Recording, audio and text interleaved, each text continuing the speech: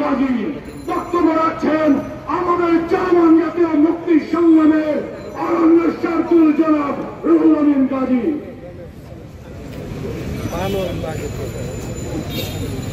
আজকে বাংলাদেশ ফেডারেল সাংবাদিক ইউনিয়ন ঢাকা সাংবাদিক কর্তৃক আয়োজিত আজকের সমাবেশে উপস্থিত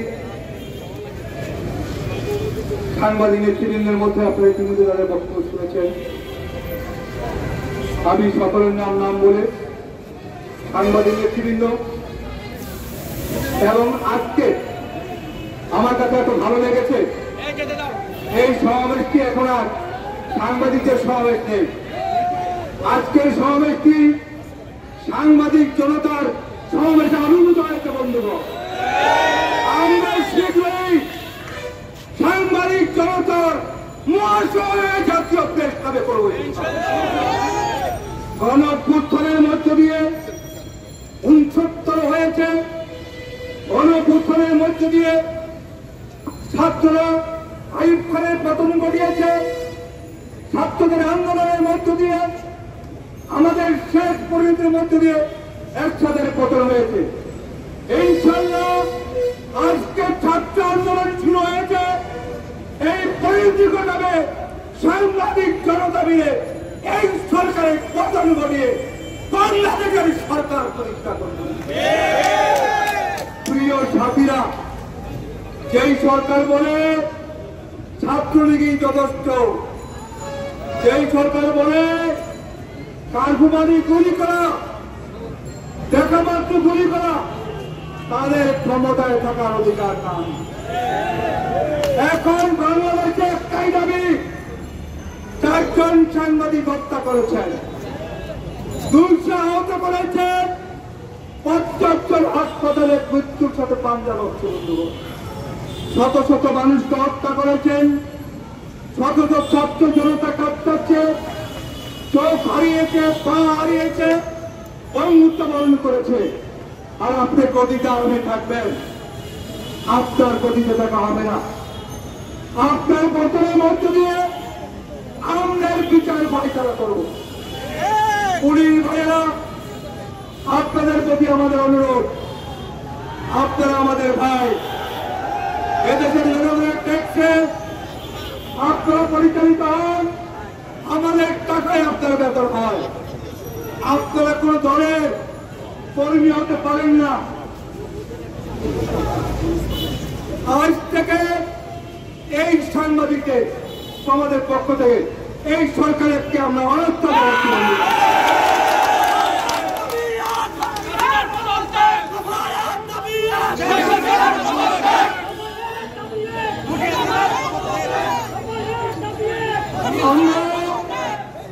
আন্দোলন শুরু করেছি। আমার সাংবাদিকের রক্ত ঝরেছে, আমার ছাত্র রক্ত ঝরেছে, আমার কৃষকের রক্ত ঝরেছে, আমার শ্রমিকের রক্ত ঝরেছে। বাংলার মাটি তুমি রক্তে রঞ্জিত করেছ, তোমার ক্ষমতা থাকার কোন অধিকার নাই। তোমার পতন না হওয়া পর্যন্ত সাংবাদিক জনতা, ছাত্র মেহনতি মানুষ বাংলার ঘরে ফিরে যাবে না। তোমার পতন নিশ্চিত করি আমরা, তোমার পতন নিশ্চিত করি ইনশাল্লাহ করবে। বন্ধুগণ, আপনাদেরকে যে যেখানে আছেন, যেই পেশা আছেন, আমরা উদাত্ত আহ্বান জানাচ্ছি। আমরা শীঘ্রই সাংবাদিক, সমস্ত জনগণ, মেহনতি শ্রমিক, সাংবাদিক জনতার মহাসভা থাকবো। আপনারা সেখানে থাকবেন। বন্ধুগণ, ইনশাল্লাহ আমরা আরো বৃহত্তর কর্মসূচি থাকবো। আমরা আজকে মিছিল করব, আপনারা যারা পারেন আমাদের মিছিলে অংশগ্রহণ করবেন এবং ইনশাআল্লাহ পরবর্তী কর্মসূচি শীঘ্রই করতে দেবো। আপনাদেরকে সকলকে ধন্যবাদ। আজকে সমাবেশ এখানে শেষ করছি। আল্লাহ হাফেজ। সুদীবৃন্দ, প্রিয় সংগঠনবৃন্দ, আসসালামু আলাইকুম। বক্তব্য হয়েছিল, এই বক্তব্য আপনারা শুনেছেন। আজকে গণহত্যা করে শেখ হাসিনা আজকে গণবিকৃত হয়ে গেছেন। আজকে গণবিচ্ছিন্ন হয়ে গেছেন শেখ হাসিনা। বাংলাদেশের তার দলের লোক প্রবণ তার পক্ষে কথা বলছে না। আজকে আমরা শুনেছি একজন রাষ্ট্রদূত হাসিনার প্রসঙ্গত তিনি আজকে ঘোষণা দিয়েছেন যে তিনি খুব সম্ভবত বেলজিয়ামের রাষ্ট্রদূত তিনি ঘোষণা দিয়েছেন তিনি জনতার কাতারে আছেন, ছাত্রদের পক্ষে আছেন। আপনারা জানেন কৃষি মন্ত্রী রাজ্জাকের ফেসবুকে স্ট্যাটাস দিয়ে বলেছে ফ্যাসিবাদের সাথে নয়, হাসিনার সাথে নয়, ছাত্রদের সাথে। বন্ধুরা আমার কিছুক্ষণ আগে 20 জন সেনা কর্মকর্তা এখানে এসেছেন সাবেক, তারা কথা বলেছেন। গতকাল তারা মিছিল করেছেন, গতকালে তারা বিবৃতি দিয়েছেন, তারাও বলেছেন ফ্যাসিবাদের সাথে নাই, খুনির সাথে নাই, চার হাত ছাত্রের রক্তে রঞ্জিত, সাংবাদিকের রক্তে রঞ্জিত তার সাথে তারা নাই। এর আগে তারা একটা শোক দিবস পালন করছে, যে খুন করছে সে চুপ করবে। বাংলাদেশের জনগণ সেটা প্রত্যাখ্যান করেছে। ছাত্র বলেছে আমরা কালো নয়, লাল বেশ ধারণ করব। তারা বলেছে তোমাদের ফেসবুক লাল করো। হাসিনারা প্রসঙ্গতরা বলেছে কালো করো। বলেন 2% লোক কেন পেয়েছেন কিনে আপনারা? 98% বেশি লোক সেদিন লাল করেছে তাদের ফেসবুক আইডি এবং লাল পতাকা নিয়ে বের হয়েছে। 11 বলে হাসিনাকে লাঠি দিয়ে ফিল্ড থেকে বের করে দিয়েছে দেশের ছাত্র জনতা। বন্ধুরা আমার, আজকে এখানে যখন আমরা বক্তব্য দিচ্ছি আমরা অত্যন্ত বেদনাবিদ। আমাদের কোমলমতি ছাত্রদের 300-এর মতো আমাদের যে হিসাব আছে, ছাত্রকে গুলি করে মুখ ছাত্রা করে দিয়েছে। এক ছাত্রই মুখে দেখেছে 40টার বেশি গুলি। একটা তার বাবা বলেছে যে একটা শিশুকে মারতে কত গুলির প্রয়োজন। রক্তেই আজকে ঢাকার রাজপথ রঞ্জিত হয়ে গেছে। 71-এ যেভাবে 52-69 নয়, 71-এর মতো আজকে ঢাকার পিচ ঢাকার রাস্তা রক্তের লালে লাল হয়ে গেছে। আমি বিশ্বাস করতে চাই না এই মায়ের দুধ যে খেয়েছে, এই বাংলার নুন যারা খেয়েছে, তারা চুরি করে বাঁচতে পারে না। আমার ভাইয়ের রক্ত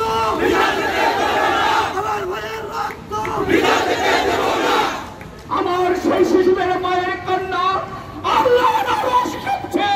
হাসিনা তোমার হৃদয়কে করে না, ওই পুলিশ তোমার হৃদয়কে করে না, আল্লাহর আরশ কাঁপছে। এই পাপ তোমরা গোসল করতে পারবে না। আল্লাহর আরশ কাঁপছে মা বললেন আজকে কান্দায়, আমার শিশু সন্তানদের কান্দায়, আমার নতুন প্রজন্মের কাছে সাংবাদিক সমাজের আত্মাকে জোর হাতে ক্ষমা চাই। বাবারা, তোমাদের জীবনের নিরাপত্তার জন্য আমরা কিছু করতে পারিনি। বাবারা, তোমাদের পূর্ব প্রজন্ম হিসাবে আমাদের যে দায়িত্ব পালন করার কথা ছিল আমরা সেটা পারিনি। তোমরা আমাদেরকে ক্ষমা করে দাও। তোমরা আমাদেরকে যে আন্দোলনের নামিয়েছ, তোমাদের নেতৃত্বে 71-এর যুদ্ধ হয়েছে, 69 হয়েছে, 52 হয়েছে, আমরা নেমে এসেছি আমাদের পাপ পোষণের জন্য। যতক্ষণ পর্যন্ত তোমাদের রক্তের বদলা নিতে না পারবো, রাজপথ ছেড়ে সাংবাদিকরা যাবে না। আজ আমার লজ্জা হয় কিছু কিছু সাংবাদিক টক শুতে বসে যারা জাতীয় প্রেস ক্লাবের নেতৃত্ব আছেন, প্রেস ক্লাবের মেম্বারও খুনিদের পক্ষে গুণগান গান, তারা বাঞ্ছুরের পক্ষে কথা বলেন, বিরুদ্ধে কথা বলেন। তারা একভাবে আমার কোমলমতি শিক্ষার্থীদের যে গুলি করে মুখ যাত্রা করে দিয়েছে তা নিয়ে একটু কথা বলেন না। এদেরকে জাতির বিবেক বলি কিভাবে? আর আব্দুল দাস শেখ হাসিনার পা চাপা কুত্তা বলে জীবনের চেয়ে সম্পদের দাম বেশি নয়। সম্পদ মানুষের জন্য, জীবনের জন্য। তোমরা কিসের সাংবাদিক, কিসের জাতির? তোমরা লজ্জা হয় না? গতকাল দেখলাম টিভি পত্রিকায় বিটিভিতে গিয়ে কিছু শিল্পী গানটা করছে। কি জন্য? বিটিভি চালিয়েছে। ওই নরপিচাসরা, ওই জাতির শত্রুরা আমার ছাত্র ভাই যেখানে নিহত আছে তাদের মায়ের কাছে গিয়ে কিন্তু শোক জানায় না। তারা শোক জানায় বিটিভিকে নিয়ে, শোক জানায় এল নিয়ে। এরা মজার বড় সূত্র নেই, এরা হচ্ছে জাতীয় সূত্র, এরা মানবতার সূত্র, এদেরকে চিহ্নিত করে রাখে। এরাই হচ্ছে সবচেয়ে জাতির জন্য ক্ষতিকর। বন্ধুরা আমার, বর্তমান বেশি না, আজকে ইউটিউবে একটি কথা বলে ইউটিউবে দেখে আসলাম, পুলিশ কে তার মা ফোন করেছে, বলছে বাবা ভালো আছিস? কিনা করতে বলছে মা আছি। বাবারে একটু সাবধানে থাকিস আর গুলি চালাস না। এখানকার সমাজের লোকজন তো পুলিশকে খুব খারাপ বলছে, পুলিশ কাছে লিপ থেকে ওদিকে মা কাছে চিৎকার করে, এতে বুঝা গেছে এই পুলিশ ইচ্ছাকৃত গুলি করা নয়, হাসিনার নির্দেশে গুলি করতে হয়েছে। সব শেষে শিক্ষার ঘরে বসে সেটা বলে হাসিনার পতন গতকালকে হয়ে গেছে। হাসিনার পতনের জন্য সিদ্ধান্ত নিয়েছে, শুনেছে পার্শ্ববর্তী দেশ থেকে বিমান রেডি করে রাখা হয়েছে, সেই কোন মুহূর্তে তাকে উড়িয়ে নেওয়ার। আমরা বলি আমার সত্যকে গুলি করে হত্যা করে পালাতে পারবে না। রাজপথ, সড়কপথ, বিমানপথ বন্ধ করে দিতে হবে। এই হত্যার খুনের বিচার করতে হবে, না হলে শিশুদের কাছে আমরা অপরাধী হয়ে থাকবো, এই দেশের কাছে অপরাধী হয়ে থাকবো, এই জাতির কাছে অপরাধী হয়ে থাকবো, মানবতার কাছে অপরাধী হয়ে থাকবো। সেটা আমরা হতে চাই না। বিচার হতে হবে। তুমি খুন করে চলে যাবে, আমরা চেয়েছি দেখবো, সেটা হতে পারে না। জেগে ওঠা জনতা, জেগে ওঠা রিক্সাওয়ালা ভাইরা, শ্রমিক ভাইরা, পুলিশ, আর্মি, পুলিশেও কালকে বিবৃতি দিয়েছে, তাদের কর্মকর্তারা সব জনতা যা আছে হয়ে গেছে ৭১-এর মতো এক সারিতে। এখন একটা হুঁশিয়ার বাজানোর বাকি, সে হুঁশিয়ার জসিরেই বাজবে।